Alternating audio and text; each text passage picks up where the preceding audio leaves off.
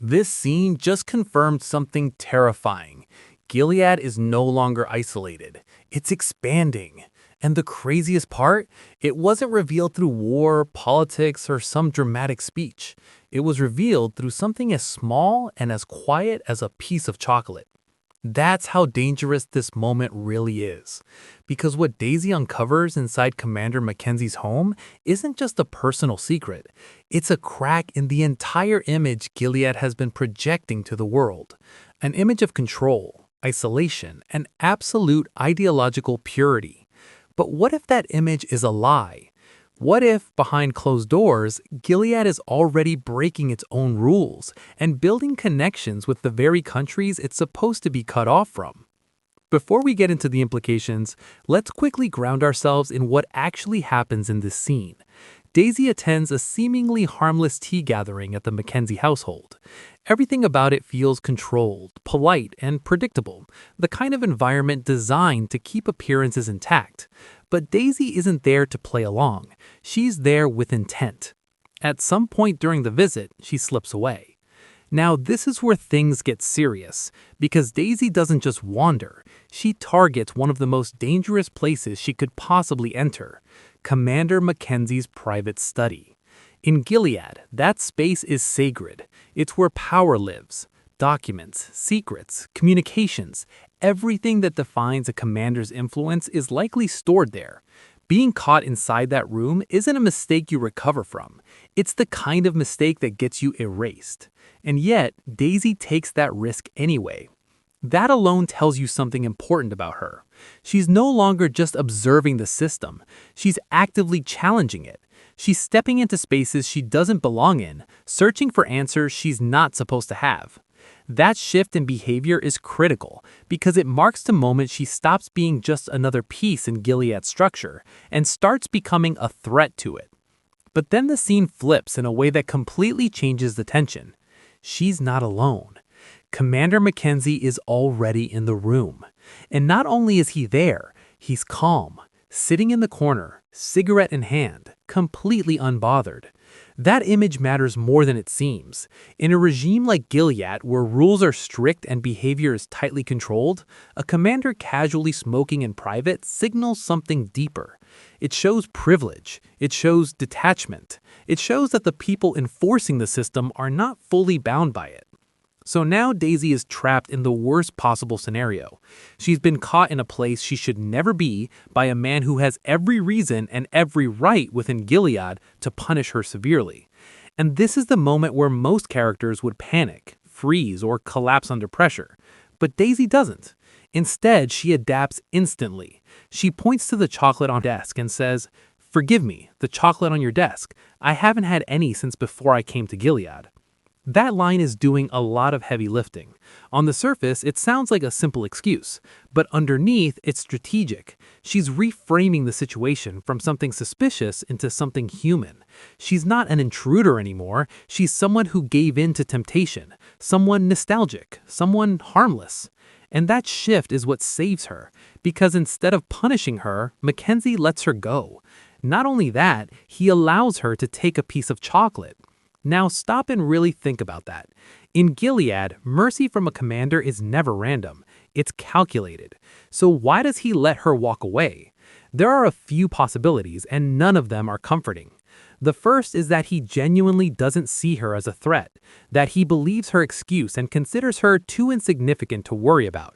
But that feels too simple for a man who operates with control and awareness. The second possibility is far more interesting and far more dangerous.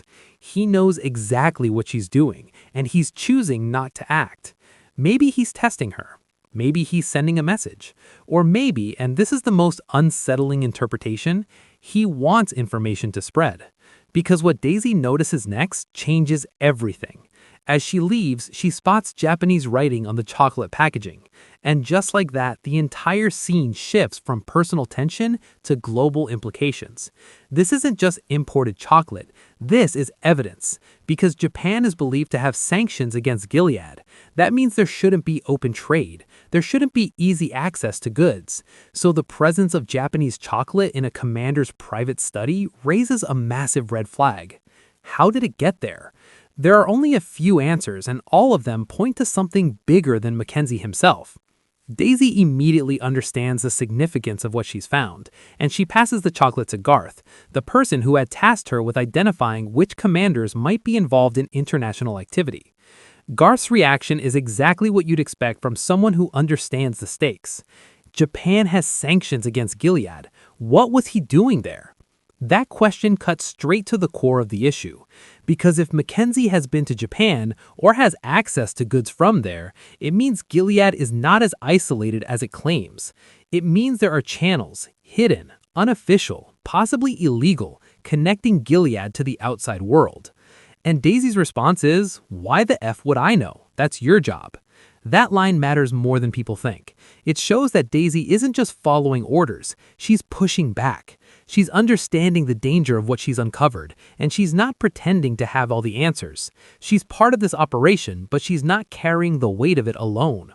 Now, let's break down what this discovery actually means, because this is where the scene becomes truly dangerous. If Gilead is secretly interacting with a country like Japan, then the entire narrative of isolation starts to fall apart, and that has huge consequences.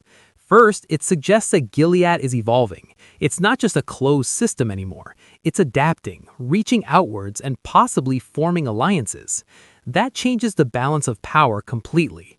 A regime that was once contained is now potentially expanding its influence. Second, it reveals hypocrisy of the highest level. The same leaders who enforce strict rules on the population, who limit access to goods, information, and freedoms, are privately enjoying luxuries from the outside world.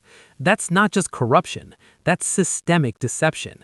But there's an even deeper layer here that most miss. What if this isn't just about trade? What if this is about diplomacy? Because if commanders like Mackenzie are engaging with foreign nations, even unofficially, it means negotiations are happening behind the scenes. Deals, agreements, exchanges of power. And if that's true, then Gilead isn't just surviving, it's positioning itself on the global stage. And that is a terrifying thought. Because a Gilead with international connections is much harder to challenge. It has resources, it has leverage, it has the potential to grow beyond its current borders.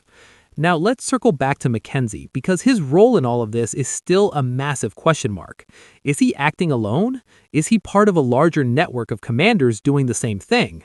Or is he just one piece of a much bigger operation that Daisy has only just started to uncover? And here's the question that should really make you uncomfortable. Did he let her go because he didn't care, or because he wanted her to see the chocolate? Because if it's the second option, then this entire scene takes on a completely different meaning.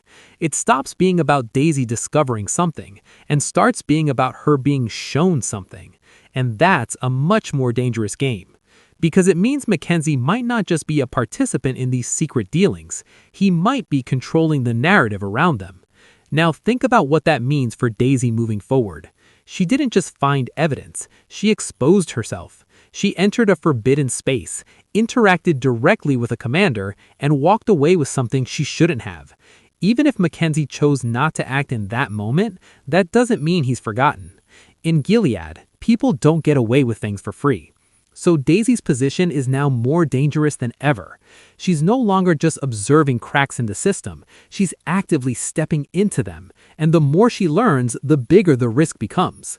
But at the same time, she's becoming more valuable, because she's proving that she can operate under pressure, gather information, and think on her feet. She's not just surviving Gilead, she's navigating it. And that's what makes this scene so powerful. On the surface, it's quiet, controlled, almost insignificant, but underneath it's loaded with tension, meaning, and future consequences. It's not just about a girl and a piece of chocolate. It's about the possibility that Gilead is changing, expanding, evolving. And if that's true, then everything we thought we understood about its limits no longer applies.